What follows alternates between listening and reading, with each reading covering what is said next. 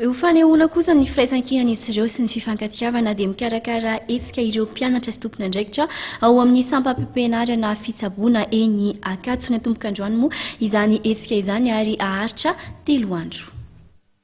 Manomboka androany ny hetsika nokarakarain'ireo mpianatra mahery ny 3 arivo ao amin'ny faculté médecine Ankatso. Hetsika izay natao mba hanehoan'izy ireo ny firaisankina sy ny fifankatiavana eo anivon'ity sampam-pampianarana ity. Tanjona araka ny volaza monsieur voyen teo dia hoe fifankatiavana ankizy sy fiarahan'ny ankizy ary mbola tsy nisy zavatra zao teo amin'ny faculté de médecine teo amin'ny de médecine fa izao zany voalohany dia hoe zavatra tsara sy mahafinaritra amin'ny fiarahana.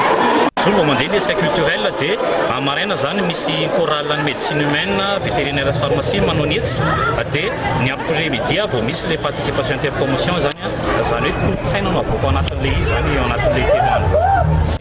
Ny faculté médecine moa dia ahitana hatramin'ny fahaenina taona ka mizotra mpilaminana amin'ny fampianarana tsy misy ny olana araka ny voalazan'ny tompon'andraikitra.